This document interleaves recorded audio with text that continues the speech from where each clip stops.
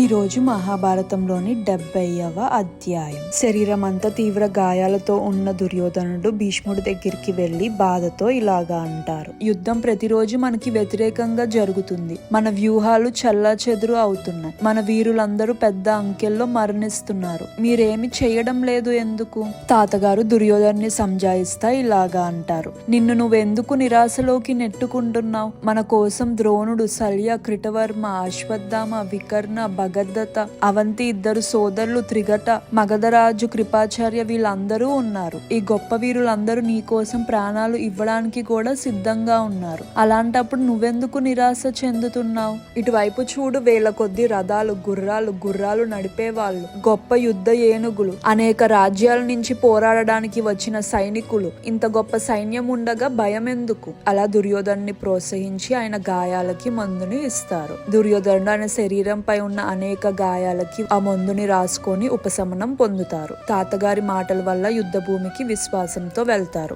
7వ రోజు కౌరవ సైన్యాన్ని మండల వ్యూహంలో అమర్చారు. ప్రతి యుద్ధ ఏనుగకు 7 రథాలు సిద్ధంగా ఉంటాయి. ప్రతి రథానికి 7 అశ్వికులు మద్దతుగా ఉంటారు. ప్రతి అశ్వికుడికి 10 మంది ఖడ్గదారులు అనుబంధంగా ఉంటారు. ప్రతి ఒక్కరు కవచం ధరించి ఉంటారు. దుర్యోధనుడు ప్రకాశవంతంగా గొప్ప సైన్యానికి మధ్యలో నిలబడి ఉంటారు. యుధిష్ఠిరుడు పాండవ సైన్యాన్ని వజ్ర వ్యూహంలో అమర్చారు. ఆ రోజు యుద్ధం అన్ని విభాగాల్లో చాలా భీకరంగా జరిగింది. భీష్ముడు, అర్జునుడు పోరాటంలో ఉన్నారు. ద్రోణాచార్య మరియు విరాటరాజు వేరే భాగంలో పోరాడుతున్నారు. మరో విభాగంలో శిఖండి మరియు అశ్వత్థామకి పెద్ద పోరాటం జరిగింది. దుర్యోధనుడు, ధృష్టద్యుమ్నుడు ఒక చోట పోరాడుతున్నారు. నకుల, సహదేవులు వాళ్ళ మామయ్య అయిన శల్యపై దాడి చేస్తున్నారు. అవంతిరాజు యుద్ధమన్ని వ్యతిరేకిస్తా ఉండగా భీమసేన ఏమో కృతవర్మ, చిత్రసేన, వికర్ణ, దుర్మర్షతో తలబడుతున్నారు. ఘటోత్కచుడు మరియు భగదత్త మధ్య గొప్ప పోరాటం జరిగింది. అలంబస మరియు సత్యకి మధ్యన, భురిశ్రవసుడు మరియు దృష్టకేతు మధ్యన,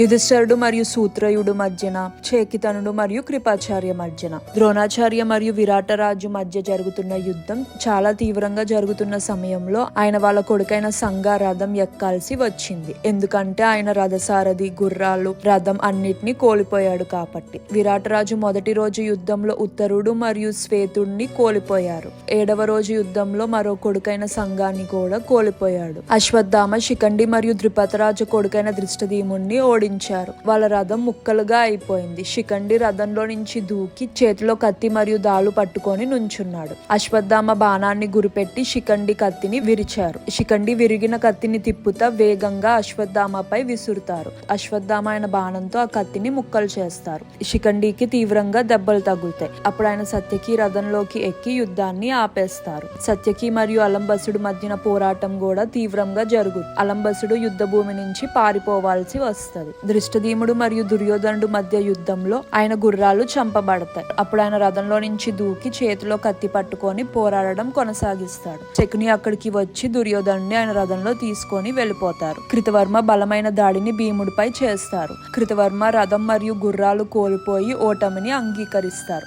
శకుని రథంలో అక్కడి నుంచి వెళ్ళిపోతారు. ఆయన శరీరం అంతా భీముడేసిన బాణాలతో. అవంతి రాజ్యం సోదరులు వింద మరియు అనువింద ఓడిపోతారు యుద్ధమన్యు చేతుల్లో. వాళ్ళ సైన్యం మొత్తం పూర్తిగా నాశనం అవుతుంది. భగదత్త ఘటోత్కచుడిపై దాడి చేస్తారు, ఆయనకి మద్దతుగా ఉండే వాళ్ళందరితో కలిసి. కానీ ఘటోత్కచుడు ఒంటరిగా నిలబడి వాళ్ళందరితో ధైర్యంగా పోరాడతారు. ఆఖరిలో ఘటోత్కచుడు ఆయన్ని కాపాడుకోవడానికి ఆయన వాహనంలో వెళ్ళిపోవాల్సి వస్తుంది. అది చూసి కౌరవ సైన్యం అంతా సంతోషిస్తారు. శల్య ఆయన మేనల్లుడిపై దాడి చేస్తారు. నకులుడు గుర్రాలు చంపబడడం వల్ల ఆయన సోదరుడైన సహదేవుడు రథంలోకి ఎక్కుతారు. అక్కడి నుంచి యుద్ధాన్ని కొనసాగిస్తారు. శల్యకి సహదేవుడు వేసే బాణాలు తగిలి గాయపడతాడు. శల్య రథసారథి పూర్తి నైపుణ్యంతో శల్యాన్ని యుద్ధ భూమి నుంచి తీసుకువెళ్లి కాపాడుతారు. మాధురి కొడుకైన నకుల, సహదేవులు మధుర రాజు అయిన శల్యాన్ని ఓడించడం చూసిన దుర్యోధన సైన్యం నిరాశ చెందుతారు. నకుల, సహదేవులు శంఖాన్ని ఊది ఆ సమయాన్ని అనుకూలంగా మార్చుకొని శల్య సైన్యంపై తీవ్రమైన దాడి చేస్తారు. ఆ రోజు మధ్యాహ్న సమయంలో యుధిష్ఠిరుడు శ్రుతయుడిపై దాడి చేస్తారు. శ్రుతయుడు గురిపెట్టి బాణాలు వేసి ధర్మపుత్ర ఆయుధాలని అడ్డుకుంటాడు. అలాగే ఆయన బాణాలతో ఆయన కవచాన్ని చీల్చి తీవ్రమైన దాడిని చేస్తారు. దానికి యుధిష్ఠిరుడు సహనాన్ని కోల్పోయి కోపంగా శక్తివంతమైన బాణాన్ని శ్రేతయుడు ఛాతీపై వేస్తారు. ఆ రోజు యుధిష్ఠిరుడు ఎప్పటిలాగా లేరు. తీవ్రమైన కోపంతో రగిలిపోయారు.